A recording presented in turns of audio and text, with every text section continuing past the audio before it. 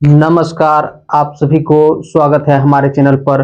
तो आज के वीडियो में हम Bihar board exam Bihar board exam 2027 के लिए क्लास टेंथ केमिस्ट्री यानी कि रसायन विज्ञान का जो है एक इम्पोर्टेंट टॉपिक को हल करेंगे। और यहाँ से 1 मार्च का जो है ऑब्जेक्टिव क्वेश्चन पूछा जाता है, तो इसलिए आप लोग को इस टॉपिक को निश्चित रूप से याद रखना है। तो देखिए टॉपिक है, पदार्थ में कौन से अम्ल पाया जाता है, यानी किस पदार्थ में कौन से अम्ल पाए जाते हैं। तो इसको आप लोग को याद रखना है, क्योंकि यहाँ से 1 नंबर का ऑब्जेक्टिव क्वेश्चन निश्चित रूप से जो है हर साल एग्जाम में पूछा जाता है। तो देखिए, तो आप लोग को याद रखना है इसको। तो देखिए, जैसे देखिए 1 नंबर में देखिए 11 कुछ पदार्थ यहाँ पर है, तो आप लोग को इन सभी के बारे में याद रखना है कि किसमें जो है कौन से अम्ल उपस्थित होते हैं, यानी कि पाए जाते हैं।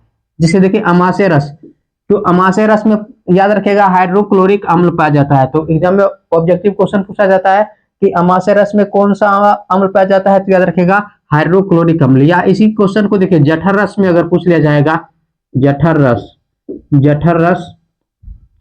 तो जठर रस में भी हाइड्रोक्लोरिक अम्ल पाया जाता है। तो अमाशय रस पूछ ले या पूछ ले जठर रस, अमाशय रस पूछ ले या पूछ ले जठर रस में कौन से अम्ल पाए जाते हैं, तो याद रखेगा हाइड्रोक्लोरिक अम्ल। उसके बाद देखिए प्रोटीन में कौन से अम्ल पाए जाते हैं, तो प्रोटीन में देखिए एमिनो अम्ल पाए जाते हैं, अमीनो अम्ल। याद रखेगा प्रोटीन में कौन से अम्ल पाए जाते हैं, अमीनो अम्ल पाए जाते हैं। उसके बाद देखिए नींबू या संतरा पूछे, तो नींबू या संतरा में कौन से अम्ल पाए जाते हैं, तो आप लोग याद रखेगा नींबू या संतरा में जो है सिट्रिक अम्ल पाए जाते हैं। तो आप लोग याद रखिएगा नींबू या संतरा में सिट्रिक अम्ल पाए जाते हैं। उसके बाद देखिए टमाटर, तो टमाटर में कौन से अम्ल पाए जाते हैं, तो टमाटर में याद रखेगा ऑक्जेलिक अम्ल पाए जाते हैं, टमाटर में ऑक्जेलिक अम्ल पाए जाते हैं। उसके बाद देखिए सिरका है, तो सिरका में याद रखेगा एसिटिक अम्ल पाए जाते हैं, सिरका में कौन से अम्ल पाए जाते हैं, एसिटिक अम्ल पाए जाते हैं। उसके बाद देखिए सेब, तो सेब में कौन से अम्ल पाए जाते हैं, तो सेब में याद रखेगा मौलिक अम्ल पाए जाते हैं, तो सेब में याद रखेगा मौलिक अम्ल पाए जाते हैं। उसके बाद देखिए इमली में कौन से अम्ल पाए जाते हैं, तो याद रखेगा इमली में जो है टार्ट्रिक अम्ल पाए जाते हैं, टार्ट्रिक अम्ल जो है इमली में पाए जाते हैं। देखिए चींटी का डंक, या इसी में पूछ लिया जाएगा, देखिए लाल चींटी पूछ लिया जाएगा, लाल चींटी के डंक पूछ लेता है, या पूछ लेता है कि लाल चींटी में कौन से अम्ल पाए जाते हैं, तो याद रखिएगा फॉर्मिक अम्ल पाए जाते हैं, फॉर्मिक अम्ल। तो याद रखिएगा चींटी का डंक पूछे या पूछ ले लाल चींटी में कौन सा अम्ल पाया जाता है, तो फॉर्मिक अम्ल पाया जाता है। उसके बाद देखिए विटामिन सी, तो विटामिन सी में कौन से अम्ल पाए जाते हैं, देखिए एस्कॉर्बिक अम्ल पाए जाते हैं। तो ये इंपॉर्टेंट है, याद रखिएगा विटामिन सी में कौन से अम्ल पाए जाते हैं, एस्कॉर्बिक अम्ल पाए जाते हैं।